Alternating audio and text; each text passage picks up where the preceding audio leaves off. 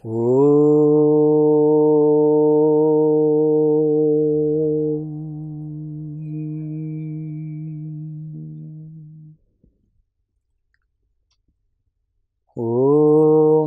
శ్రీ సాయినాథాయ నమః. ఓం శ్రీ సాయినాథాయ నమః. ఓం శ్రీ సాయినాథాయ నమః. శ్రీ గురుభ్యో నమః. సాయి జీవితం అయితే, జీవితంలో సాయి ప్రధాన పాత్ర అయితే, సాయి జీవితం అవటం కానీ, సాయిని ఒక ప్రధాన పాత్రగా మనం మలుచుకోవటం కానీ మన చేతుల్లోనే ఉంది. సాయి కావాలనుకుంటే సాయి నుంచి ఏదైనా పొందాలనుకుంటే ఆయన మన జీవితంలో ఒక పాత్ర అవ్వాలి. మనం ఎన్నో పాత్రలు తీసుకుంటాం. అమ్మ, నాన్న, బంధువులు, తోబుట్టువులు, ఎన్నో పాత్రలకు మనం ప్రయత్నం చేస్తాం. కానీ ఒక దైవానికి ప్రతిరూపంగా,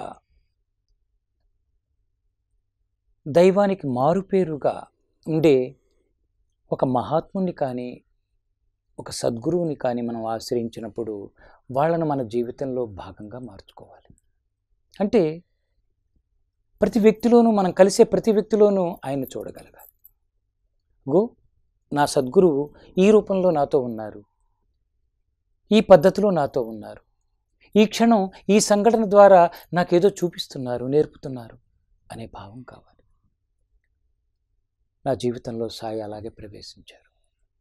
బాల్యంలో నాకు తెలియని వయసులో ఆయన విగ్రహాన్ని చూడటం, నాకు సరైన జ్ఞానం లేని సమయంలో అయినా కూడా పూర్వజన్మ సుకృతం, స్వయం కృతం, స్వయం కృషి, రెండు అంశాలు ఉంటాయి ప్రతి వ్యక్తికి.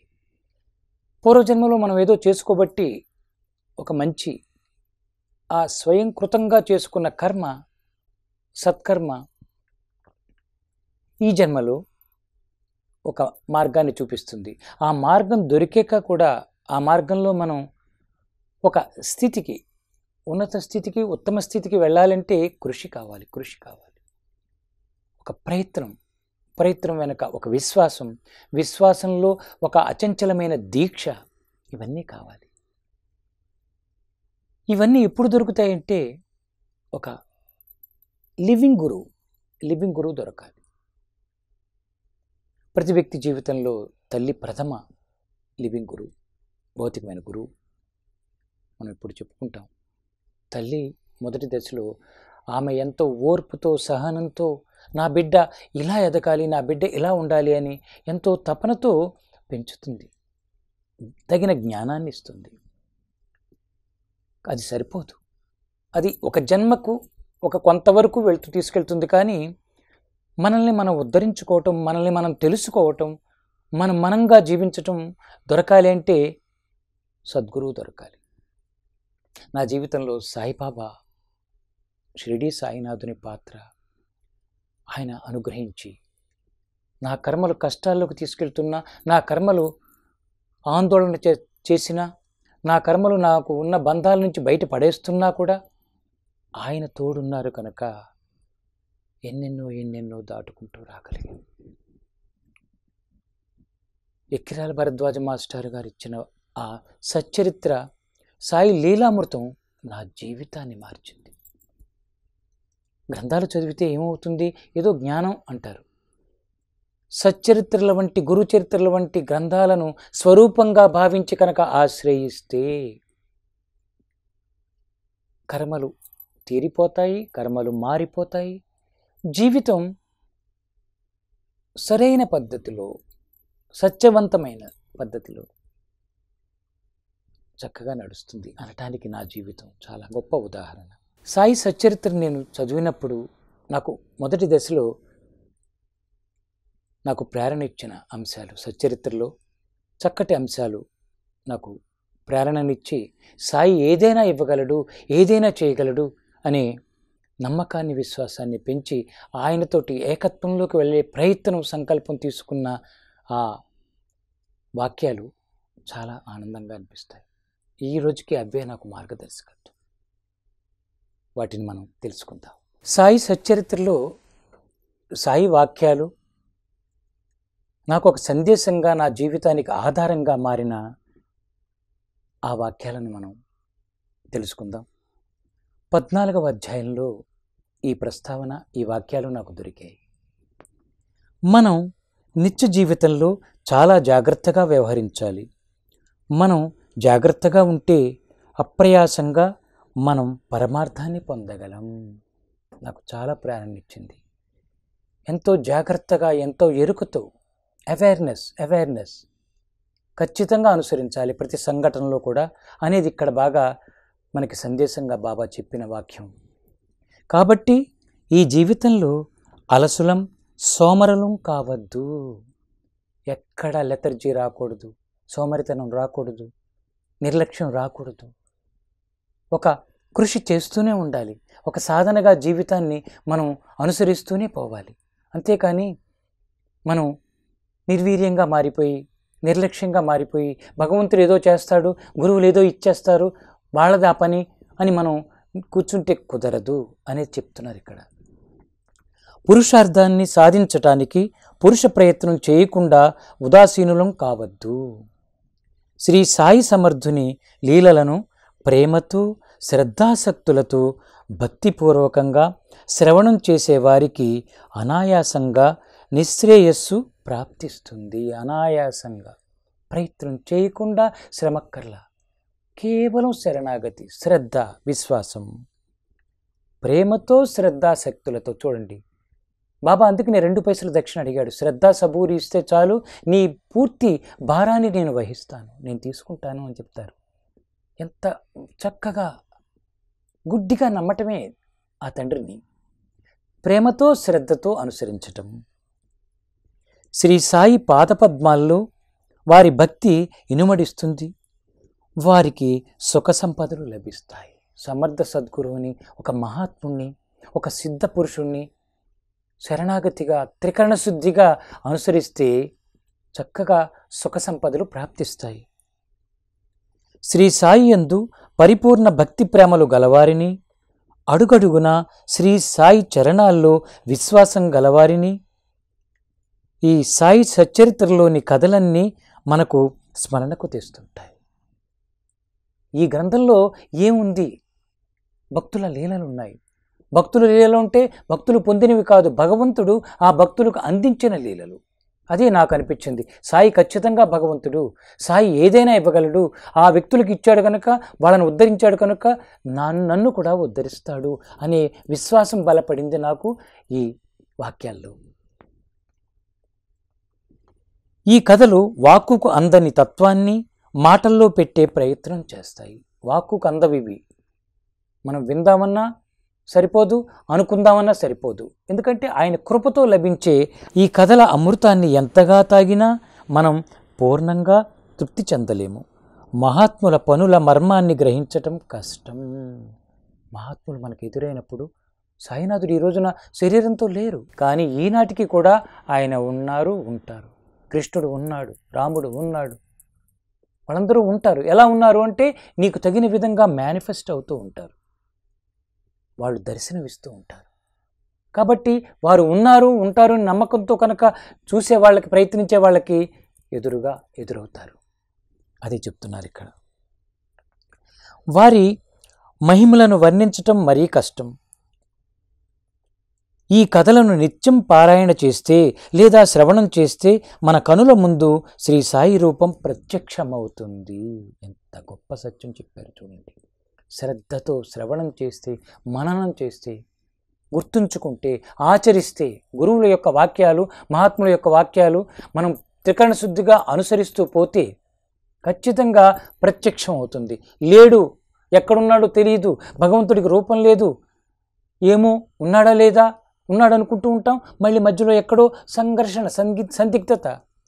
కానీ విశ్వాసంతో ఉంటే ప్రత్యక్షం అవుతారు, సాయి అవుతారు. శ్రీ సాయి రూపం ప్రత్యక్షమవుతుంది. మన మనసు, హృదయం నిత్యం సాయిని దర్శిస్తాయి. మనం రాత్రింబవళ్ళు సాయి స్మరణలో, చింతనలో, ధ్యానంలో ఉండిపోతాం.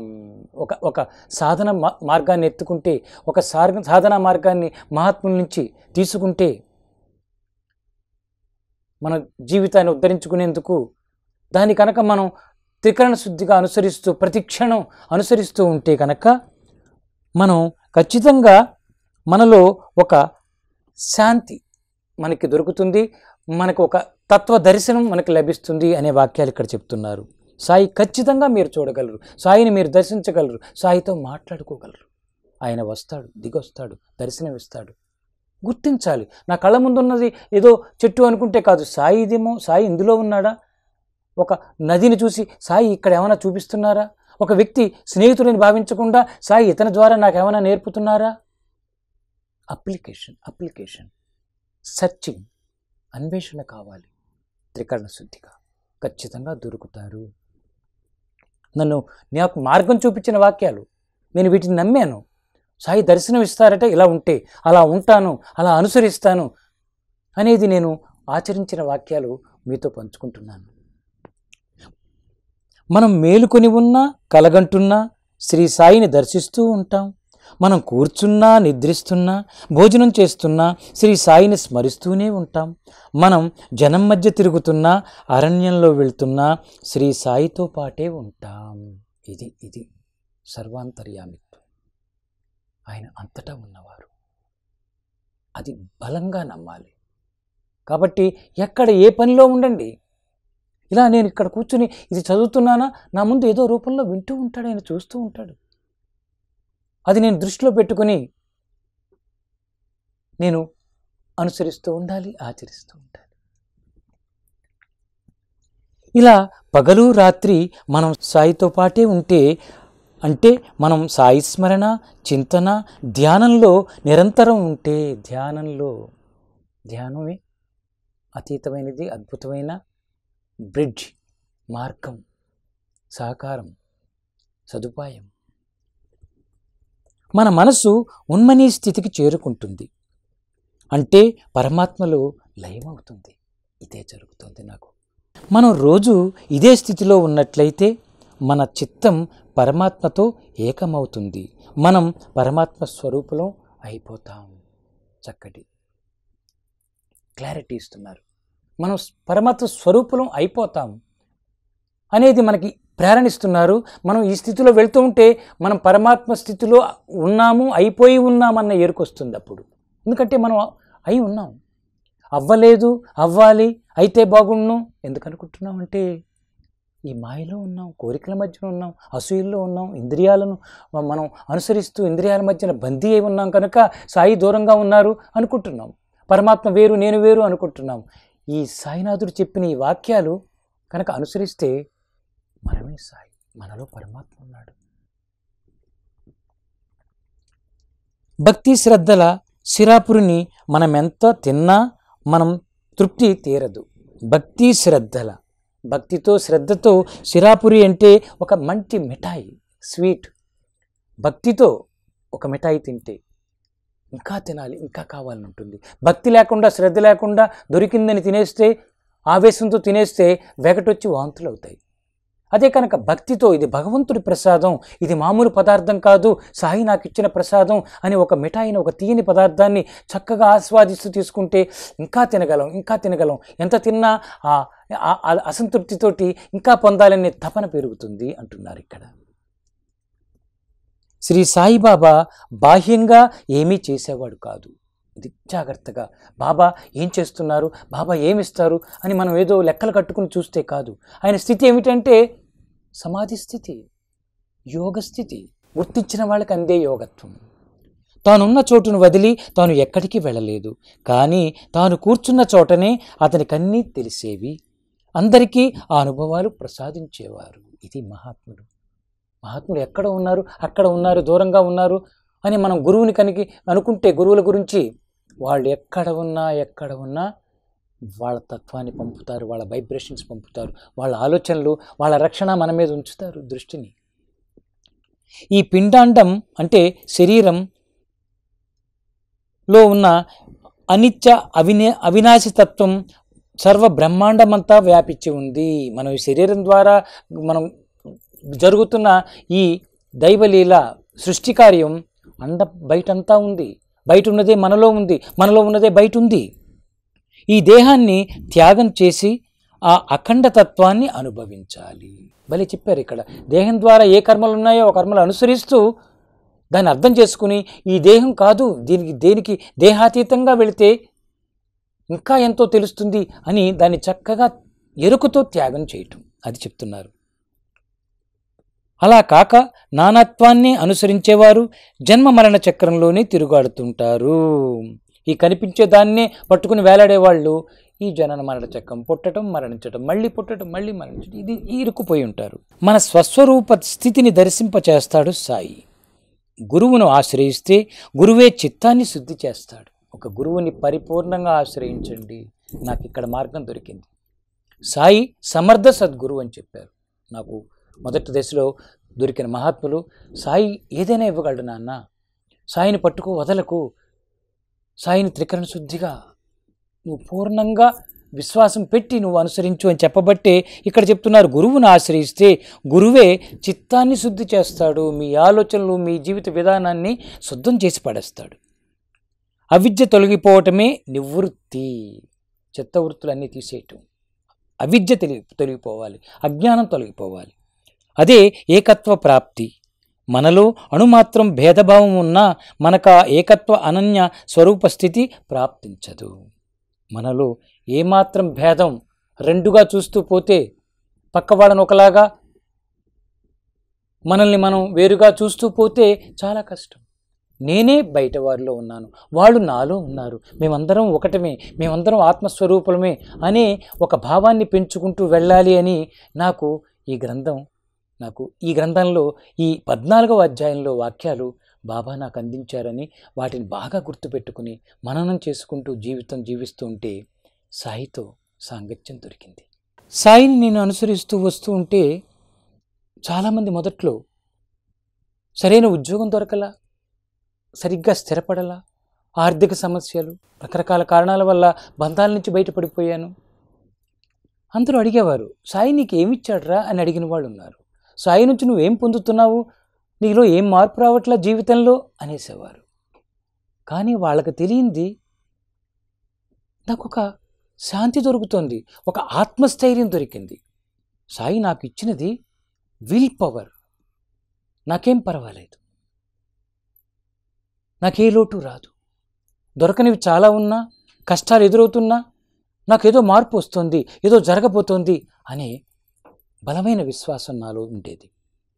దాని కారణంగా వాళ్ళు ఏమడిగినా సమాధానం చెప్పలేకపోయినా నా లోపల నుంచి ఏదో ఒక భరోసా. అందుకని సాయి క్రియలు చేసుకుంటూ సాయిని నేను చక్కగా అంతటా అందరినీ చూస్తూ ఎక్కడికి వెళ్ళినా మహాత్ములు ఉంటే సాయి ఈయన ద్వారా ఏం చెప్తున్నారు, సాయితో బంధం ఎలా వచ్చింది అంటే మహాత్ములను ఆశ్రయిస్తూ వెళ్ళటం. అదే భరద్వాజ గారు చెప్పిన వాక్యాన్ని పట్టుకున్నా. ఎక్కడ మహాత్ములు ఉంటే వాళ్ళలో సాయిబాబాని చూడటం. ఎందుకంటే సాయి ఎప్పుడో ఆయన వెళ్ళిపోయారు, శరీరాన్ని దాటి ఉన్నారు. నా స్థితికి అందట్లేదు. కానీ ఆయన చెప్పిన ఆ మార్గం మహాత్ముల్లో చూడు, అది నాకు చాలా ఇది అనిపిస్తుంది, దొరుకుతారు అని. అనుభవంలో చూడు, ప్రతి సంఘటనలో ఏదో ఒక పక్క నుంచి వస్తాడు. అది ఒకసారి నేను త్యాగరాయ గారి సభలో కార్యక్రమాలు చేసుకున్నామని, సత్సంగాలు చేస్తూ వార్షికోత్సవాలు పత్రిక పెట్టుకున్నప్పుడు వేదిక మీద చెప్పుకుంటూ వెళ్ళిపోయాను. బాబా నాతో ఉన్నారు, నాకు అన్నీ చెప్తున్నారు, మాట్లాడుతూ మార్గాన్ని చూపిస్తున్నారు, ఆయన మాట నాకు అర్థం అవుతోంది అని చెప్పుకున్న సందర్భం ఆ వేదిక మీద. అలా చెప్పుకున్నాను, చాలా లీలలు చూశాను అని వేదిక మీద దగ్గర 15 మంది దాకా మహాత్ములు పిలిచాను ఆ కార్యక్రమానికి. ఎందరో వచ్చారు. వాళ్ళందరి ముందు నా లీలలు చెప్పుకుంటూ తన్మయత్వంగా నేను హాయిగా అనుభూతి ఇచ్చాను. ఆ మరుసటి రోజు త్యాగరాయ గారి సభకు వెళ్ళి వస్తూ అక్కడ హోటల్ ఉంది, సుధా హోటల్. ఆ హోటల్లోకి వెళ్ళి టిఫిన్ తింటున్నాం, స్టాండింగ్ నిలబడి తింటుంటే ఒక ఒక వ్యక్తి మా దగ్గరికి వచ్చాడు. నేను మా ఫ్రెండ్ తింటుంటే ఒక వ్యక్తి వచ్చి, రాత్రి మిమ్మల్ని చూశానండి, మీరు కార్యక్రమం చేశారు, చాలా బాగుంది, సత్సంగం బాగా ఉంది, మహాత్ముల దర్శనం మాకు దొరికింది. మీరు అన్నారు బాబాని నేను చూస్తున్నాను, ఆయనతో నాకు దగ్గరగా ఉన్నారు, ఆయన నన్ను నడిపిస్తున్నారు, అనుభవాలు ఉన్నాయని చెప్పారే, ఎలాంటి అనుభవాలండి, ఎలా చూశారు మీరు, ఆయన అలా ఎలా కనిపిస్తారు, ఆయన కనిపించారని మీకు ఎలా తెలిసింది అని అడిగాడు అతను. అది జరిగిందండి చాలా సందర్భాల్లో అన్నాను. అయిపోయింది. అలా మాట్లాడుతున్నాం. ఎంత పక్కా ప్రూఫ్ అంటే బాబా ఎస్ ఉన్నాడు. మాట్లాడుతూ ఉన్నాం. మేము లోపలికి హోటల్లోకి వస్తున్నప్పుడు అక్కడ కూర్చుని అడుక్కుంటున్న ఒక బిచ్చగాడు మామూలుగా కూర్చుని అడుగుతున్నాడు. అతను తిన్నగా లోపల 6-7 టేబుల్స్ దాటి మా టేబుల్ దగ్గరికి వచ్చి అడుగుతున్నాడు. ఇతను బయట కూర్చోవలసిన వాడు, హోటల్ వాళ్ళు లోపలికి రానియరు, ఎప్పుడు రాడు. అతను తిన్నగా మా దగ్గరకు వచ్చి అడుగుతున్నాడు. వెంటనే నేను చెప్పాక మీకు ఆ అవేర్నెస్ ఉండాలి. మనకి దర్శనం దొరికినప్పుడు మనం అలర్ట్గా ఉండాలి. ఇతను బయట చూసిన బిచ్చగాడే అనటానికి లేదు. అక్కడ వాడు ఇక్కడ దాకా ఎందుకు వచ్చాడు, అన్ని టేబుల్స్ దాటి ఎందుకు వచ్చాడు, మా దగ్గరికి ఎందుకు వచ్చాడు, ఏం అడుగుతున్నాడు, అడిగే పద్ధతి ఏంటి, అతనిలో ఒక నవ్వు, ఒక చిలిపితనం. బిచ్చగాళ్ళ అడగట్లా, అతను వచ్చి ఏదైనా ఇవ్వండి అని చేయి జాపుతున్నాడు అంటున్నాడు. అక్కడ వెంటనే ఎస్ అన్న, ఇదిగో సాయిబాబా. కాదండి, ఇతను బయట చూశాను అన్నాడు. మీరు బయట చూశారేమో, అదే మేనిఫెస్టేషన్. ఇప్పుడు మీకు మనిషి కావాలి, మనిషి పరంగా సాయి కావాలన్నారుగా, ఇదిగో వచ్చాడు. ఏం కావాలన్నాను. 2 రూపాయలు ఇవ్వండి అన్నాడు. 5 రూపాయలు తీసి ఇవ్వబోయాను. 2 రూపాయలు ఒక నోటు, 3 కాయిన్స్ తీశాను. 5 తీసుకో అన్నాను. వద్దన్నాడు. తీసుకోను అన్నాడు. పర్లా తీసుకో అన్నాను. అవి తీసి అక్కడ పెట్టి నా ప్లేట్లో ఉన్న ఇడ్లీ ముక్క తీసుకుని వెళ్ళాడు. ఇది చెప్పండి దీని గురించి. హౌ? ఒక బిచ్చగాడు లోపలికి రావటమే తప్పు, హోటల్ వాళ్ళు ఒప్పుకోరు. వచ్చాడు, 2 రూపాయలు అడుగుతున్నాడు. పైగా నా ప్లేట్లో ఇడ్లీ ముక్క. ఎంత ధైర్యం కావాలి ఒక అడుక్కునేవాడికి, కస్టమర్ అక్కడ హోటల్ వాళ్ళందరి ముందు. అది ఎస్ పాసిబుల్. వస్తాడు. వెంటనే అతను ఈ వ్యక్తి వెంటనే అతని పాదాలకు నమస్కరించాడు. అతను వెళ్ళిపోయిన తర్వాత నాకు నమస్కరించాడు. అప్పుడు నేను మామూలు డ్రెస్లో ఉండేవాడిని. నేను సన్యాసం తీసుకోలే. అయ్యో కాదండి అంటే, ఎస్ యు వన్, సాయిబాబాని గెలిచారు మీరు రాత్రి చెప్పిన వాక్యాలు డయాస్ మీద చాలామంది చెప్తూ ఉంటారు, అలాగే అనుకున్నాను నేను. అందుకని అడిగాను, అది ఎలా సాధ్యం అండి అని. ఇదేంటి మరి మన ఇద్దరు కళ్ళ ముందు. అవును, బిచ్చగాడు లోపలికి ఎలా వస్తాడు, మీరు ఆయన గెలుచుకున్నారు, మీ బోటి వాళ్ళ వాక్యాలు వింటే చాలా బాగుందండి అనటం. ఆ సంఘటన మర్నాడే 24 గంటల్లో బాబా ఒక లీల అక్కడ నిరూపించారు. ఇలా నాకు నా తోడుగా ఆయన ఉండి కోరుకున్న వెంటనే లీల చూపించటం, కష్టం వస్తే ఏదో ఒక మార్గాన్ని చూపించటం చేస్తూ ఉన్నారు. కాబట్టి ఎక్కడ మహాత్ములు ఉంటే వాళ్ళు సాయి రూపంగా భావిస్తూ తిరుగుతూ, నందు బాబా, పులాజీ బాబా, సాయిదాస్ స్వామి, గోపాల్ బాబా, ఒకళ్ళు కాదు, 2 కాదు, 200 మందికి పైగా నేను దాన్ని గ్రంథస్థం చేసుకున్నాను, సాయి వేద సరోవరం అని. తిరుగుతూ ఏ సందులో ఉన్న మహాత్ములు ఉంటే అక్కడికి వెళ్ళటం. సాయి ఏమో అనంత స్వరూపం సాయి. అలా అన్వేషణ. సాయి సచ్చరిత్ర, భరద్వాజ గారు రాసిన 2 ఉత్తమ గ్రంథాలు, సాయి లీలామృతం, గురుచరిత్ర. ఆ గురుచరిత్ర ఎంత గొప్పదంటే, సాయిని ఆశ్రయిస్తూ ఆ గురుచరిత్ర కూడా చదివితే ఉద్ధరింపబడతామని ఆయన చెబితే, అందులో చదివి సచ్చరిత్ర లీలామృతంలో నేను గురుచరిత్ర కొనుక్కోవడానికి ఒంగోలు వెళ్ళాను. ఒంగోలులో కొనుక్కున్నాను. చూడండి లీలలు, సాయి నాతో ఉండి ఎలా నడిపిస్తున్నారంటే చెప్పుకుంటూ ఉంటే ఎంత బాగుంటుందో. ఆ గ్రంథం కొనుక్కున్నాను ఒంగోలులో. ఆ వెనకాల పేజీలో ఈ గ్రంథం శ్రద్ధగా చదివితే, శ్రద్ధగా మీరు పారాయణ చేస్తే గురువు దొరుకుతాడు, గురువు మీ దగ్గరకు వస్తాడు, లేదా గురువు దగ్గరికి మిమ్మల్ని చేర్చుకుంటాడు అని అక్కడ వెనకాల చక్కగా రాశారు. అది తీసుకుని బస్సు ఎక్కాను. ఇంకా అనిపించింది అది చదవగానే ఇప్పుడే మొదలు పెడతా. ఎందుకంటే మంచి పనులు, ఆ అనుభవం కావాలనుకునేవాడు సరైన సాధకుడు సాధన చేయాలి, ఒకదాన్ని అచీవ్ చేయాలంటే పోస్ట్ పోన్లు కాదండి. రేపు చూద్దాం, రేపు పొద్దున్నే చేద్దాం, రేపు రాత్రి చేద్దాం అనేవాడు సాధకుడు కాదు. శిష్యుడు కాదు. ఒక ప్రేరణ వచ్చినప్పుడు సాధించాలనుకుంటే కనుక ఇప్పుడే ఈ క్షణం, పవర్ ఆఫ్ నౌ, ఈ క్షణం మొదలుపెట్టు. అది నేను బాగా గురువు నుంచి పొందాను. కాబట్టి ఇంకా అక్కడ బస్సులోనే మొదలుపెట్టా. కొంతమంది అంటారు అలాంటి పారాయణాలు చేస్తున్నప్పుడు స్నానం చేయాలి, మంచి వస్త్రాలు వేసుకోవాలి, చక్కగా ఉతికిన బట్టలు, స్నానం చేయాలి, బొట్టు పెట్టుకోవాలి, ఇలా ఏదో చేసి కదా ఆ గ్రంథ పారాయణం చేయాలి అని అంటారు. అది సహజం, కరెక్టే. కానీ నాకు తన్మయత్వం, ప్రేరణ వచ్చేసింది. ఏదో కనెక్టివిటీ దొరుకుతోంది. ఇంక ఈ లెక్కల మధ్యన ఆగాల్సిన అవసరం నాకు కనిపించలా. మొదలుపెట్టా పారాయణ. అక్కడి నుంచి సింగరాయకొండ వచ్చారు. అలా బస్సులో వస్తున్న 3 గంటల ప్రయాణంలో 5-6 చాప్టర్లు అయిపోయాయి. చేస్తూనే ఉన్నాం. నా ఇంటికి చేరేటప్పటికల్లా అధ్యాయాలు అయ్యాయి. ఇంకా దాన్ని ముగించి కొన్ని అధ్యాయాలు కొన్ని అయ్యాయి, 6-7 గుర్తులేదు, అవి అయిపోయాయి. ఇంటికి చేరాను. నా ఇంటికి చేరాక అప్పుడు స్నానం చేశా. 6-7 అధ్యాయాలు పారాయణ జరిగిపోయింది. అప్పుడు స్నానం చేశా. ఎందుకంటే నాకు ఒక మంచి గురువు చెప్పారు, ఒక ఆయన, అనుకూలత లేనప్పుడు నువ్వు అనుకూలత లేదని కార్యాన్ని ఆపకు, సాధనని ఆపకు, ధ్యానాన్ని ఆపకు.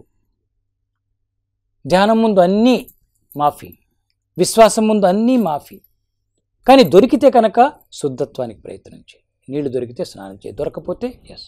అది హిమాలయాల్లో స్నానంతో పని లేదు. భస్మ స్నానం చేస్తాం, భస్మం రాసుకున్నామంటే కాస్తంత అయిపోయింది, ఎస్. అష్టాంగ స్నానం. ఇక్కడ కర్మలు, మోహం, బాధలు, ఒక రకమైన అజ్ఞానం, కాలుష్యం, పొల్యూషన్, ఇవన్నీ ఉన్నాయి కనుక ఒక శుద్ధత్వం కావాలి కనుక స్నానం ఇక్కడ ఖచ్చితంగా చేయాలి అవకాశం ఉన్న చోట. అలాగే వెంటనే స్నానం చేసి మళ్ళీ కాస్తంతా చేసుకుని మొదలుపెట్టేస్తాను, కంటిన్యూ చేశాను. రాత్రి 3 గ్రంథం అయిపోయింది.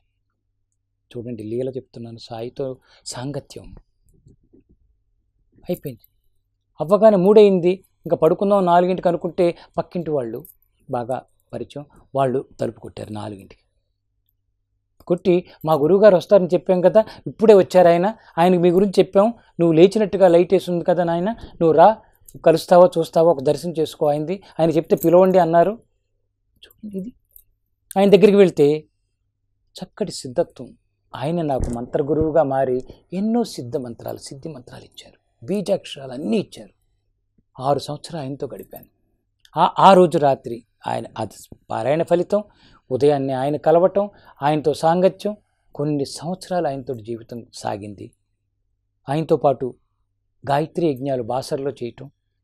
చూడండి, గురు చరిత్ర పారాయణం చేస్తే నీకు ఒక మార్గదర్శకుడు దొరుకుతాడు అని రాసిన వాక్యం సత్యమైంది. అలాంటి లీలలు ఎన్నో. ఇలా మంచివి జరగటం కాదు. ఒకసారి అదే త్యాగరాయ గారి సభలో ఇంకో కార్యక్రమం చేస్తున్నప్పుడు ఎలకంటి ఈశ్వరయ్య అని ఆయన ఉన్నాడు. నాయన, నువ్వు అన్నిటికీ అతీతంగా వెళ్తున్నావు, చాలా బాగుంది, కానీ పరీక్షలు వస్తాయి జాగ్రత్త అనేవాడు ఆయన తాడుబంధు ఆలయంలో ధర్మకర్త. నాకు అవునండి వస్తున్నాయి, కానీ సరే చూద్దాం, తట్టుకో, జాగ్రత్తగా ఉండు, ఎదిగేటప్పుడే ఎదిగే చెట్టుకే రాతి దెబ్బలు వస్తాయి అని భలే చెప్పేవాడు. అలాగే చూద్దాం, ఆయనే బాబాయే నాకు శక్తినిస్తారనుకున్నా. ఆ రోజు కార్యక్రమం మొదలవుతోంది, బయట గెస్టుల కోసం ఎదురు చూస్తున్నాను నేను. ఎవరెవరు వస్తుంటే ఆహ్వానించుకుంటూ ఉంటే ఒక వ్యక్తి వచ్చారు. పేర్లతో పని లేదు, మనం పేర్లు తలుచుకోకర్లేదు, స్థితి అనుభవం కాబట్టి. ఆయన వచ్చి, శర్మాజీ ఏంటి నువ్వే కదా అని, అవునేనండి. ఓం సాయిరాం పత్రిక నడుపుతున్నది నువ్వే కదా, అవునండి. ఏమయ్యా బుద్ధుందా నీకు, నా ఆర్టికల్స్ నువ్వు నా పుస్తకం నుంచి కాపీ చేసి వేసుకున్నావు, నాకు ఒక్క మాట చెప్పక్కర్లేదా, ఏమైనా డబ్బులు ఇవ్వాలా అక్కర్లేదా, నాకు ఆశ లేదు, కానీ నాకు చెప్పొద్దా, నన్ను అడగద్దా, అది ఇది అన్నాడు. తిడుతున్నాడు ఆయన. అందరూ వింటున్నారు, ఓపెన్గా గేటు దగ్గర అందరూ వింటున్నారు. నాకు ఆయన అర్థమైంది, ఏ పుస్తకం అని ముందు తెలియక అడిగాను, ఏంటంటే అని చెప్పాడు. ఎస్, ఆ గ్రంథంలో కంటిన్యూగా వాడుతున్నాను. ఆయన ఒకసారి కలిసినప్పుడు ఆయన ఇచ్చిన గ్రంథమే, నాకు ఆశీస్సులతో అని ఇచ్చాడు. మీరు ఇచ్చిన గ్రంథమే కదండి, 10 మందికి పంచుతున్నాను, అందరూ చదువుకుంటారు, మీ పేరు అక్కడ వేస్తున్నాను కదా, వేస్తే మటుకు నా పర్మిషన్ లేకుండా నువ్వు వేసుకుంటావు, బుద్ధుందా నీకు అసలు, అది ఇదని చాలా నీచంగానే మాట్లాడాడు, అవమానంగానే. అందరి ముందు అక్కడ కార్యకర్త నేనే, దాన్ని ఆర్గనైజ్ చేస్తున్న వాడికి అలా అందరి ముందు మాటలు ఎలా ఉంటాయి చెప్పండి. సాయిరాం అన్నాను 2 సార్లు. ఆయన వింటల్లా. అప్పుడు 2-3 వచ్చి, మీరు లోపలికి రండి, లోపల కూర్చోండి, తర్వాత మాట్లాడుకుందామని ఆయన తీసుకెళ్ళిపోయారు. అప్పుడు ఆలోచిస్తున్నా, ఏంటి నేనున్న మాట, ఎందుకు అలా అంత ర్యాష్గా అంత అవమానంగా మాట్లాడాడు. తర్వాత పక్కకు వచ్చి మాట్లాడచ్చు సరే, కానీ ఏదైతే అయింది. అప్పుడు సాయి కుమార్ బాబా రావాలి ముఖ్య అతిథిగా, ఆయన వస్తున్నారని, ఇంకా ఆయన వచ్చేసారు. ఆయన తీసుకుని డయాస్ మీదకి వెళ్ళిపోయాను. అయిపోయింది. నాలో ఇది తిరుగుతోంది. సాయినాథ, ఇలాంటి మాటలు అనిపించావు, ఇప్పుడు వెళ్ళిన వాళ్ళందరూ నన్ను ఎలా తీసుకుంటారు అనుకున్నాను. అక్కడ మళ్ళీ చిన్న ఎరుక, ఏం జరిగిందో చూద్దాం బాబా, నీకు తెలుసు అనుకున్నాను. డయాస్ మీదకి వెళ్ళాం. తర్వాత నా మాటలు చెప్పుకోవటం మైక్లో అంతా అయిపోయింది. అప్పుడు చెప్పాను, సాయి రకరకాల అనుభవాలు ఇస్తున్నారు. ఈరోజు చాలా నాకు భరించలేని అనుభవాన్ని ఇచ్చారు. అలాంటి తిట్లు నేను పడకూడదు మరి అనిపించారు అందరిలో. అన్న వ్యక్తి ఎవరు నేనేం చెప్పకుండానే, కానీ ఈ అనుభవాన్ని నేను డైజెస్ట్ చేసుకోవడానికి ప్రయత్నం చేస్తున్నాను అని చెప్పుకున్నాను. అయిపోయింది. వెంటనే అక్కడ గెస్ట్లో ఒక ఆయన అన్నారు, నాయనా నీకు సాయి తోడుగా ఉన్నాడు, నువ్వేం పట్టించుకోకు నాయనా, నీకేం పర్వాలేదని ఆయన మైక్లో చెప్తున్నాడు. అవ్వచ్చు అనుకున్నాను. అలా కూర్చున్నా. అయిపోయింది. ఫంక్షన్ అయిపోయింది. అందరూ వెళ్ళిపోయారు. అందరూ మా వాళ్ళు వచ్చి, ఏంటి అలా మాట్లాడాడు ఆయన చెప్పకుండా వెళ్ళిపోయాడు. ఆయన మళ్ళీ కలవాలా, తర్వాత మళ్ళీ మాట్లాడచ్చుగా. సరే, ఆ ఫంక్షన్ అయిపోయి నేను బయటకు వచ్చా. అక్కడ శనగలు ఏవో పంచిపెట్టారు. కాస్త ఒక దొన్నెలో శనగలు కొంచెం ఉంచంటారా అని చెప్పాను. ఉంచామన్నారు. సాయి, నువ్వు నిరూపించు, మళ్ళీ ఒక్కసారి ఓదార్చున్నాను తండ్రి. చాలా కన్నీళ్ళు వచ్చినంత పని అయింది. ఫంక్షన్ అయ్యాక అంతవరకు తెలియదు. ఒక్కసారి నిరూపించు తండ్రి, నాకు ఎందుకు మాట్లాడాలి, ఏం తప్పు చేస్తున్నా, మంచి కార్యక్రమం, 100 మంది వస్తున్నారు, ఇక్కడ 500-600 మంది హాల్ నిండా నిండిపోయారు, నీ నామమే మాకు ఆధారం, ఏదో ఒకటి చేయి తండ్రి, నిరూపించు అని చాలా తపనతో అడిగి అందరం బయటకు వస్తున్నాం. బయటకు వచ్చేస్తుంటే గేట్ దగ్గర ఒక ముసలాయన నిలబడి, అయ్యా నాకు ఏదైనా పెట్టండి అన్న. వీళ్ళందరూ అంతా అయిపోయింది. నా వాచ్మెన్ లేదు అని అరుస్తున్నాడు. రా అని పిలిచాను, దగ్గరికి పిలిచాను. అతను వచ్చాడు. ఏం కావాలి నీకు అన్న. తినటానికి కావాలన్న. మళ్ళీ నాకు అలాంటప్పుడు చాలా అలర్ట్గా ఉంటాను. ఇంతక ఎంజాయ్ చేస్తాను. డబ్బులు ఇస్తాను, తినడానికి ఏం లేదు, డబ్బులు తీసుకో, 100 రూపాయలు ఇవ్వనా, 200 ఇవ్వనా, నాకు ఎక్స్ట్రీమ్కి వెళ్తున్నా. ఏస్ వచ్చాడు బాబా, నాకు డబ్బులు వద్దు, నాకు తినటానికి అన్నాడు. ఏం కావాలో చెప్పు, మరి ఇక్కడ ఏం లేదు, షాప్కి వెళ్ళి తెప్పిస్తాను, కూర్చో. ఏం తెప్పించను అన్నాడు. నాకు శనగలి అన్నాడు. నాకు శనగలి అన్నాడు. అవునర్రా, నేను చెప్పిన ఉంచా, మీకోసం ఉంచాను కదా పక్కన అన్నారు నాతో ఉన్న వేదప్రియ. మీకోసం ఉంచాను గురూజీ, పట్టుకురండి, ఇవేనా అంటే టక్కన లాక్కున్నాడు, వెళ్ళిపోయాడు.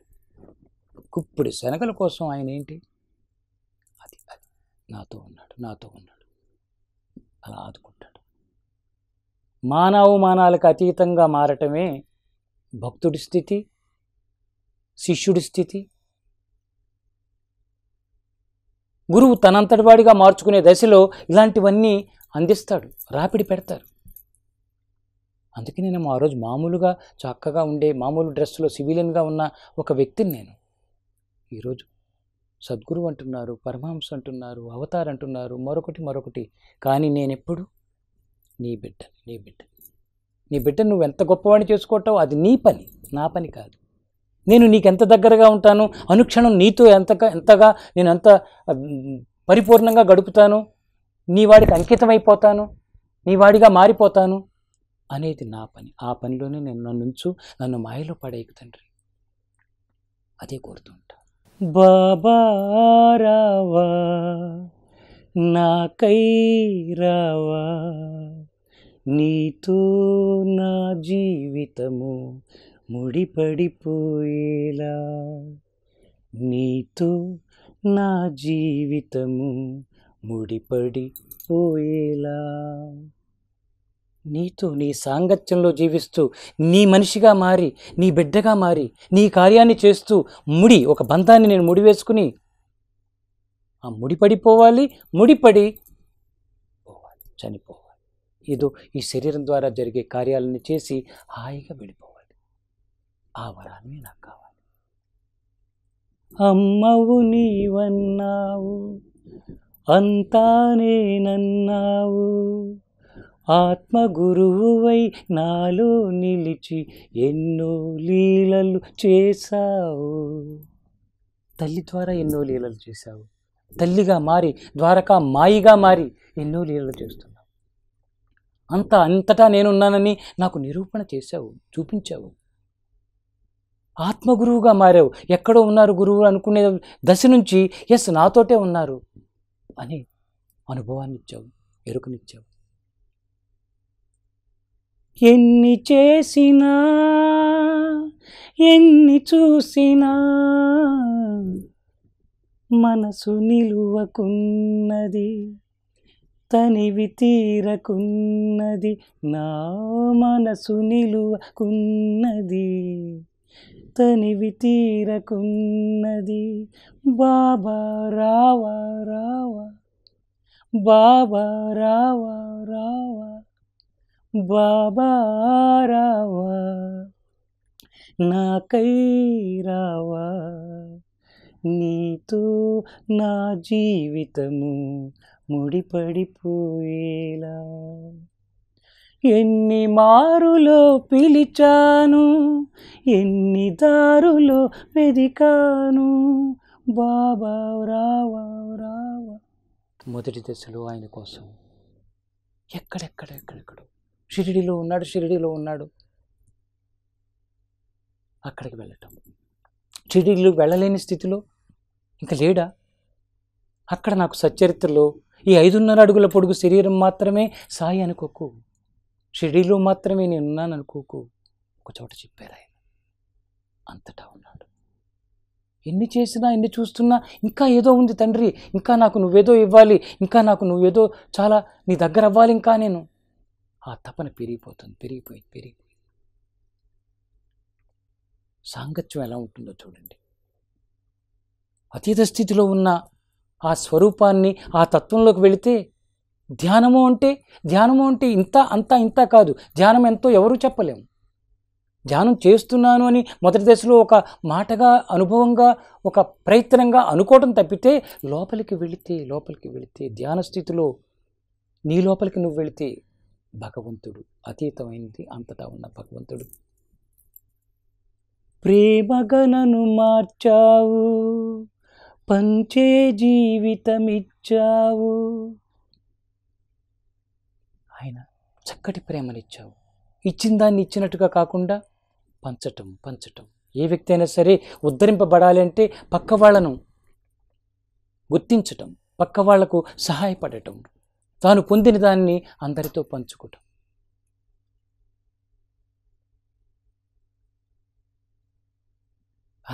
అలా ఆయన నన్ను ఒక చక్కటి మార్గంలో నడిపిస్తున్నారు ఈ రోజుకి కూడా.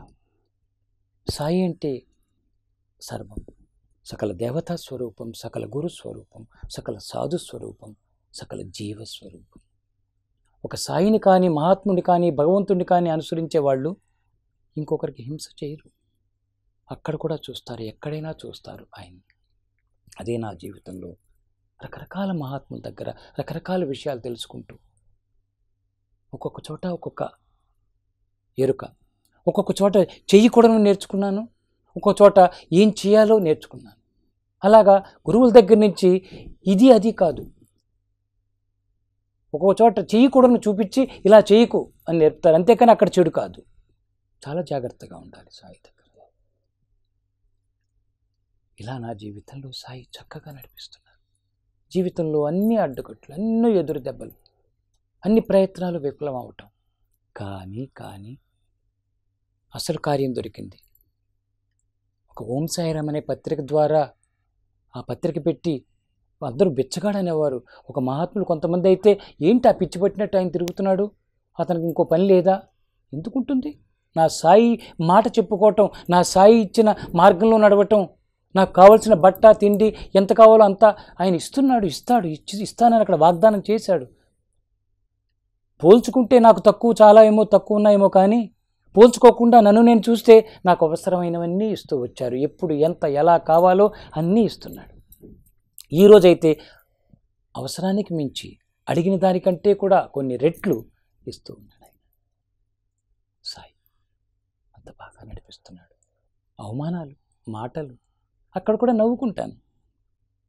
ఒక వ్యక్తి నన్ను దారుణంగా తిట్టారు, వేలు చూపిస్తూ తిట్టారు. ఎంతో ప్రేమగా పలకరించిన వ్యక్తి అలా మూడోసారి ఆయన దగ్గరికి వెళ్ళినప్పటికీ ఆయన దగ్గరికి నేను వెళ్ళాను. ఒక సాధువునైనా కూడా ఆయన దగ్గరికి వెళ్ళాను. ప్రేమగా ఆయన ప్రేమకి ఆయన దగ్గర కూర్చున్నాను. ఆయన ఏదో కార్యం చెప్పారు, ఆ కార్యం కోసం నేను వెళ్ళాను. ఎందుకు వెళ్ళాలి నేను? సాయి చూపిస్తున్నాడు, ఏదో సాయి వెళ్ళమంటున్నాడు.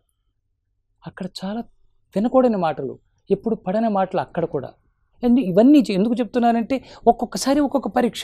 ఆ రోజు రాత్రి ఇంటికి వచ్చాక కూడా నాతో ఉన్న నా శిష్యుడు ఒక అతను, అదేంటి బాబా ఇలా అనిపించుకున్నారు, ఒక్క మాట మీరు ఎందుకు మాట్లాడలేదు? నో నో అతను నన్ను అనలేదు, సాయిని అన్నాడు. నాన్న ఇలాగ పరీక్షలు, ఇలాగ జీవితంలో ప్రతి క్షణం నన్ను నడిపిస్తూ ఉన్నారు. కైలాస యాత్రలో వెళ్తే వెనక్కి రారు, ఒక్కసారి వెళ్ళటమే చావుతో సమానం అని అందరూ చెప్పారు. 11 సార్లు, 3 సార్లు టోటల్ నడక, అతీతమైన నడక, అర్థం కాని నడక. ఏమవుతుందో తెలియదు మరుక్షణం. నాకేం అవ్వలేదు. ఎందుకు అవుతుంది? సచ్చరిత్రలో విజయానంద్ అనే ఒక స్వామీజీ చెన్నై నుంచి బయలుదేరి మద్రాసు నుంచి కైలాస మానస సరోవరానికి వెళ్ళాలని ఆ విజయానంద్ అనే స్వామి ఊళ్ళు దాటుకుంటూ వచ్చి షిరిడి దగ్గరికి వచ్చి ఓ మహాత్ముడు ఉన్నాడని ఆయన దగ్గరికి వస్తే, ఎక్కడికి వెళ్తున్నారు? కైలాసానికి వెళ్తున్నాను, నడిచి వెళ్తున్నాను, కైలాస దర్శనం మానస సరోవర స్నానం చేసుకొస్తాను అనటం. బాబా వెనక ముందులు గమనిస్తాడు కనుక అతన్ని కాదు నాన్న అనుకుని కొన్ని రోజులు ఉండమనటం. ఎందుకు చెప్తున్నానంటే సాధువైనా మరొకరైనా సద్గురువులు పంచన చేరితే వాళ్ళు ఎలా ఉద్ధరిస్తారు?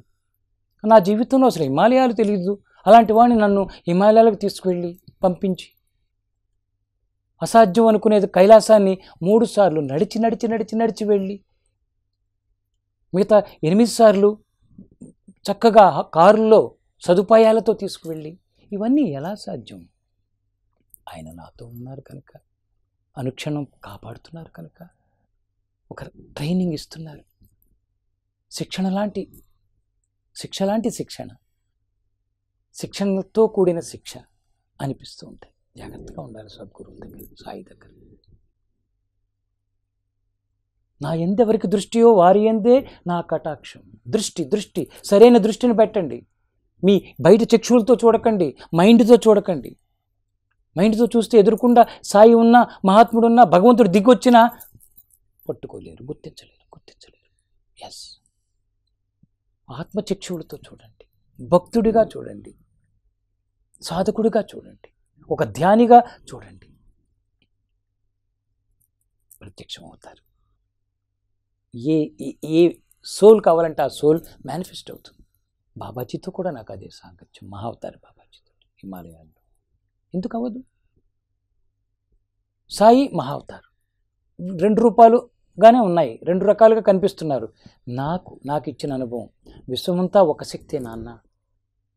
ధ్యానంలోకి వెళ్ళి ధ్యానపూర్వకంగా చూస్తే 2 లేవు ఇక్కడ, 2 లేదు, ద్వంద్వాతీతం, ఏకత్వం. సాయిబాబా నాకు అలాగా మహావతార్ బాబాజీగా ఎక్స్పాండ్ అయింది. ఆ ఎనర్జీ, ఈ ఎనర్జీ, ఆ వన్నెస్లో ఈ రోజున హాయిగా జీవిస్తాం. స్థితులు ఎలా ఉంటాయంటే 3 దశలుగా ఉంటాయి సాధకులకైనా ఎవరికైనా. మొదటిది, దానికోసం ప్రయత్నం చేయాలి. రెండవది, దానితో సహవాసం చేస్తాం. మూడవది, అది అయిపోతాం. నేను ఎప్పుడు చెప్తూ ఉంటాను, ఇది బాగా గుర్తుంచుకోవాలి. మొదటి దశ, సాయి ఎక్కడున్నారు అని అర్చనలు చేస్తాం, రకరకాల పూజలు చేస్తాం, ఆ గుడికి వెళ్తాం, ఈ గుడికి వెళ్తాం, ఏ ఊరు వెళ్ళినా ఇక్కడ సాయిబాబా గుడి ఉందా అని అడగటం, అక్కడికి వెళ్ళిపోయి అక్కడ హారతి పాడటం, అక్కడ దర్శనం చేసుకోవటం, అవకాశం ఉంటే పైకి వెళ్ళి పాదాలను పట్టుకోవటం. ఇదంతా మొదటి దశలో అన్వేషణ కావాలి. ఆ అన్వేషణ చేస్తూ, అనుభూతిస్తూ, ఎక్కడికి వెళ్ళినా ఆయన్నే ఆధారం చేసుకుని జీవించటం, జీవితంలో ఆయన్ని పాత్రగా మలుచుకుని. మనం రకరకాల పనులు చేస్తున్నా కూడా సాయి ఇక్కడ ఉన్నారేమో అన్న తపన కావాలి, పరిశీలన కావాలి, ప్రయత్నం కావాలి. అది మొదటి దశ. ఆ గుళ్ళోకి వెళ్ళినప్పుడు అక్కడ బాబా అదిగో ఆయన నవ్వుతున్నాడు, అక్కడ ఒక వ్యక్తి కూర్చున్నారు, ఆయన నన్ను చూడగానే నా చేతిలో ఏదో పెట్టారు, ఆయన ఎవరిని అడగలేదు, నన్ను అడిగారు, ఆయన ఎవరికీ కనిపించలేదు, నాకు కనిపించి ఏదో చెప్పేశారు, మళ్ళీ వెనక్కి తిరిగి చూస్తే ఆయన అక్కడ లేరు. ఎస్, ఇలాంటి అనుభవాలు ఇస్తున్నారు సాయినాథుడు, భగవంతుడు ఇస్తాడు. నేను అలాంటివి చాలా పొందాను. అప్పుడేమైంది, అమ్మో నా కూడా ఉన్నారు, నా పక్కనే తిరుగుతున్నారు, బలపడింది. కాబట్టి నో డౌట్ బాబా నాతోటే ఉంటున్నారు, బాబా నన్ను చూస్తున్నారు. నేను గుర్తించాలి, సరిగ్గా చూస్తే అవును పక్కనే, ఇగో జరుగుతోంది సంఘటన, ఈ లీల అదే, ఈ లీల ఇదే అని అన్నీ నిరూపణ అవుతూ వచ్చేసాయి. ఎక్కడ ఎలాగ నాకు ఆయనకి గ్యాప్ లేదు, ఇవ్వలే ఆయన గ్యాప్. గుర్తించడం మొదలు పెడుతుంటే అమ్మో నాతోటి ఉన్నాడు, నేను ఆయనతో ఉన్నాను, అయితే మీ ఇద్దరం దగ్గరలోనే ఉంటున్నాం, పక్కపక్కనే ఉంటున్నాం. ఎస్, బలపడింది ఒక దశ. ఇంకక్కడ తిట్టినా సాయి తిట్టినట్టే, నాకు ఏదైనా ఇచ్చినా సాయి ఇచ్చినట్టే. ఎస్, ఇంకెవరు అవుతారు? అంతటా చూడటం మొదలెట్టినప్పుడు ఇంకో రూపం, ఇంకో తత్వం ఎలా వస్తుంది? ఒకటే. అలా నాకు రెండో దశ ఆయనతో సహవాసం బాగా బలపడిపోయింది. కైలాసం వెళ్ళినా అనిపించారు, అనుభూతినిచ్చారు. ఎక్కడికి వెళ్ళినా ఎందుకు కాదు? సకల దేవతా స్వరూపం ఆయన, మేనిఫెస్టేషన్. ఆయన పుట్టుక మరణం లాంటి వాటికి బందీ కాదు ఆయన. అది బలపడింది నా జీవితంలో, అనుభవాన్ని ఇచ్చాను. ఎస్, ఆ అనుభవాలు ధరిస్తూ ఉంటే నాతో ఉన్నారా అయితే ఇంకా ఆ తన్మయత్వం, ఆ ధ్యానపూర్వక ఎక్కడైనా ఆ అనుభూతిని, ఎస్ ఇప్పుడు ఏదో జరుగుతోంది, ఈ సంఘటనలో బాబా లీలుంది అని అలా అనుభూతిస్తుంటే ఆయన బయట కాదు, బయట ఉన్నది కనిపిస్తున్నది ఇంతే, నాలోనే ఉన్నారు. జాగ్రత్తగా మాట్లాడాలి, ధ్యానపూర్వకంగా మాట్లాడాలి. తప్పు ఒప్పులు అనేది అవతల వాళ్ళ దృష్టి, అవతల వాళ్ళ మైండ్ క్యాలిక్యులేషన్. నేను కాకుండా నేనుగా అలా నన్ను నడిపిస్తున్నారు. నీవు నేను కావాలి, నేను శూన్యం అవ్వాలి. ఒక చోట రాసుకుంది, నీవు నేను కావాలి, నేను శూన్యం అవ్వాలి. ఎప్పుడైతే నువ్వు నాలో దూరావో, నువ్వు నా ద్వారా మాట్లాడుతున్నావు, నా ద్వారా చూస్తున్నావు, నా ద్వారా అందరికీ అనుభూతులు ఇస్తున్నావు, అందరిలో ఉంటూ నన్ను నడిపిస్తున్నావు. ఇంకప్పుడు నేను శూన్యం అయిపోతే తప్పితే మళ్ళీ నేనది రాకూడదు. నేను వచ్చానా మళ్ళీ నాకు మాయ, అహంకారం, అహంభావం. కాబట్టి నువ్వు కావాలి, నేను శూన్యం. నీవు నేను కావాలి, నేను శూన్యం. బాబా రావా ఆ స్థితిలోకి తీసుకెళ్ళి తండ్రి. ఇలాగా దశలుగా అంచెలంచెలుగా ఆయనతో సాగించాం. ఎన్నో అనుభవాలు గ్రంథస్థం చేసుకోవాలి. ఆయనతో ఉన్న కనెక్టివిటీ. ఒకళ్ళు నమ్ముతారో నమ్మరు, ఒకళ్ళు ఒప్పుకుంటారో ఒప్పుకోరు, అది మనకు అనవసరం. సాధకుడు ఎప్పుడు ఇంకొకరి వైపు ఆలోచించడం కాదు, తన వైపు, తన మీద తాను దృష్టి పెట్టడం, తన అనుభవం మీద నిలబడటం, తన అనుభూతి మీద నిలబడటం, తానుగా జీవించటం, సత్యాన్ని సత్యంగా ఎదుర్కోవటం. ఇది కావాలి. ఇది సాయి నేర్పింది. ఇలా ఎన్నో లీలలు అంటే సామాన్యంగా అనిపిస్తాయి. ఒక టైంలో తలకు రంగు వేసుకునేవాడిని, వైట్ హెయిర్. నాకు 20 ఏళ్ళకే వచ్చేసింది బాగా. కాలేజీలో సిగ్గేసేది, ఎక్కడికి వెళ్ళినా అయినా తట్టుకునేవాడిని. తర్వాత బయటకు వెళ్తే అప్పుడే ఏంటి ఇంకా పెళ్లి కాలేదురా, నీకు తెల్ల జుట్టు ఏంట్రా అని నవ్వేవారు. అందుకని రంగు వేయటం మొదలుపెట్టాను. రకరకాల బ్రాండ్లు, రకరకాలవి. ఒకసారి షిరిడీకి వెళ్దామని మన వాళ్ళు సడన్గా, ఏ ఊరు వెళ్ళినా మరి ముందు ఇది వేసుకుంటే కానీ వెళ్ళాం, ఎందుకంటే అక్కడ షో కావాలి. సో షిరిడీకి వెళ్దామని సడన్గా సాయంత్రం వెళ్తున్నాం, రెడీ అయిపో అంటే నాకు తలక రంగు వేసుకోవడం కుదరలా. అప్పుడు ఫీలింగే, జర్నీ అంతా కూడా అయ్యో రంగు వేయలేదే, ఇగో ఇక్కడ తెల్ల వెంట్రుకలు కనిపిస్తున్నాయి, ఇక్కడ ఇలా ఉందా అలా ఉందా, నా ప్యాచులు చూసుకుంటూ బాధపడుతూనే వెళ్ళిపోయా. బాబా పిలిచాడు, మంచి అవకాశం, కానీ మళ్ళీ ఈ మనసులో ఇది మోహం. ఎందుకు చెప్తున్నానంటే ప్రాక్టికల్ మనలో జరుగుతున్న ఆ అజ్ఞానం గుర్తించాలి, మనలో జరుగుతున్న ఆ క్రియలు అవన్నీ అవిద్యనే గుర్తించాలి, మోహాన్ని గుర్తించాలి. నాలో ఏం లేదని మనం బలపరిచేసుకోవటం కాదు, పక్కవాడికి దొరకనట్టుగా. నీ అంతరాత్మ సాక్షి ఉంటుంది, గుర్తించు, ముందు నువ్వు గుర్తించు. అందుకని నాలో ఇది జరుగుతుందని తెలుస్తుంది. అయిపోయింది, షిరిడి చేరాం. మేమందరం పొద్దున్న ఇప్పుడు బయలుదేరితే కారులో, సాయంత్రానికి చేరాం. చీకటి పడింది, సమాధి మందిరంలో బయట ఏదో చూసాం. సరే రేపు వెళ్దాం అనుకుని రాత్రి 11 దాటాక అక్కడ గురుస్థానం చుట్టూ ప్రదక్షిణలు అప్పుడు చక్కగా చేసుకొని ఇచ్చారు. ముట్టుకుని ఆ వృక్షాన్ని చక్కగా ప్రదక్షిణలు చేసుకుని, ఇప్పుడంటే దూరంగా ఉండాలి, అప్పుడు దగ్గరికి వెళ్ళి పట్టుకుని కూర్చునేవాళ్ళం. సో అక్కడ చేసుకుని అబ్దుల్ బాబా సమాధి ఉంది అక్కడికి వెళ్ళి కూర్చున్నా. అలా కింద అలా అంచులా ఉంటుంది అక్కడ గోడలాగా, అక్కడ కూర్చున్నా. నాకు ఎంత కృప అంటే అది ఆయన తోడు నిజంగా. అక్కడ కూర్చుని ఇది రంగేసుకోకుండా వచ్చాను, ఏం చేయను, ఎలా చేయాలి, ఏం చేస్తే బాగుంటుంది, రేపొద్దున ఎక్కడైనా వేయించుకోవచ్చా, ఏదో ఇటే ఉంది నా ధ్యాస అంతా కూడా. అప్పుడు వినిపించింది చెవుల్లో, చక్కగా వినిపించింది హిందీలో, దీని నుంచి బయటికి రావా నువ్వు, ఈ మోహంలోనే ఉంటావా, రమ్మని చెప్పట్లేదు, రావా, క్వశ్చనింగే ఉంది. ఆ మాటలు 2-3 వాక్యాలు వినగానే మోహం, అవునా ఇది మోహమా, అయితే దీని నుంచి బయటికి రావాలా, దాని మీద నాకు ఎంక్వైరీ స్టార్ట్ అయింది. అంతే, రాత్రి డిసైడ్ అయిపోయాను. పొద్దున్నే వెళ్ళిపోయి జుట్టు ఇచ్చేసాను, ఇంకా గుండు చేయించుకున్నా. ఆ రోజు నుంచి ఈ రోజు వరకు తారక రంగు లేదు. అవును కదా, సహజంగా ఉన్నదాన్ని సహజంగా తీసుకోవాలి. ఈ ఈ ఈ మోహాలను దాటకపోతే ఎలా దగ్గర అవుతాను. ఇక్కడికి వచ్చిన షిరిడీ నేల మీద కూర్చుని ఈ హోటల్లో తిండి దొరకదు, ఇడ్లీ ఎక్కడ దొరుకుతుంది, రూమ్లో ఆ ఫెసిలిటీ లేదు, నా జుట్టు ఎలా ఉంది, నా బట్టలు అలా ఉన్నాయి అనుకుంటూ వెళ్ళిన వాడికి షిరిడీ ప్రవేశమే సర్వదుఃఖ పరిహారము అనే అభయం ఎలా నిరూపణ అవుతుంది, ఎలా బలపడుతుంది, ఎలా లీలవుతుంది అనేది నాకు అక్కడ ధ్యానపూర్వకంగా గుర్తించిన వాళ్ళకి శబ్దాలు వినిపిస్తాయి, మహాత్ముల వాక్యాలు వినిపిస్తాయి, దైవవాణి వినిపిస్తుంది అనటానికి నాకు అక్కడ ఆ సంఘటన ఈ రోజుకి నాకు గురుకృప ఉంటే, ధ్యానం బలపడితే ఆయన సందేశం, ఆయన కరెక్షన్ దొరుకుతుంది. అంతే, ఆ రోజు నుంచి ఈ రోజు వరకు అందరూ అంటారు, మీరు ఇంత చిన్న వయసులో, ఇప్పుడంటే కొంచెం అసలు 40 ఏళ్ళకే నాకు ఇది స్థితి ఇది, కానీ ఏ రోజు beautiful, I'm beauty, I'm lucky, I'm blessed, Sai is with me, Sai నాతో ఉంటే, సద్గురువు నాతో ఉంటే అన్నదే నా భావన అయింది, జీవితం అయింది. కాబట్టి వెళ్ళిపోతున్నాయి సహజంగా, హాయిగా ఉంది. ఇలాగ మనం ఒక ఎరుకని, ఒక ట్రూత్లో ఉండగలిగితే, ఎనీథింగ్ బట్ బీ ట్రూత్ఫుల్, కర్మని కర్మగా తీసుకోండి. ఇలా సాయితో సాంగత్యం చేయటం, సాయి అంటే మళ్ళీ రూపం నామం కాకుండా సాయి తత్వం, సాయి సందేశం, సాయి ఆదేశం, సాయి అందిస్తున్న రియాలిటీ, బియాండ్ ట్రూత్ ఉంది సాయి దగ్గర. కానీ మహాత్ముల దగ్గర ఒక బియాండ్ ట్రూత్ ఉంటుంది. వాళ్ళు ప్రాక్టికల్గా భౌతికంగా ఉంటూనే ఉంటారు, కానీ ఒక బియాండ్నెస్ చూపిస్తూ ఉంటారు, ఒక సెపరేటెడ్నెస్ చూపిస్తారు, మన స్పేస్లోకి మనల్ని తీసుకెళ్తారు. దాన్ని పట్టుకోవాలి.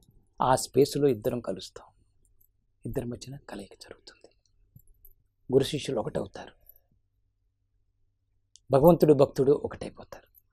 అక్కడ మిగిలేది ఒకటే, ఇద్దరు ఉండరు, చైతన్యం ఒకటే ఉంటుంది, కేవలం చైతన్యం ఉంటుంది, ఇద్దరు ఉండరు. మొదట్లోనే ఆ రెండు అనేది. అలాంటి స్థితి నాకు అనుభవానికి వస్తూ నడిపిస్తున్నారు. అనంతమైన సాయితత్వం, హిమాలయాలు హిమాలయాలు హిమాలయాలు మహిమాలయాలు. హిమాలయాలు అంటే అణువున ప్రతిక్షణం మహిమాలయాలు అవి. అలాంటి ఆ మహిమలను సాయి నాకు అందిస్తూ అందిస్తూ అందిస్తూ అంతవరకు తీసుకెళ్లారు, ఎక్కడికో తీసుకెళ్తున్నారు.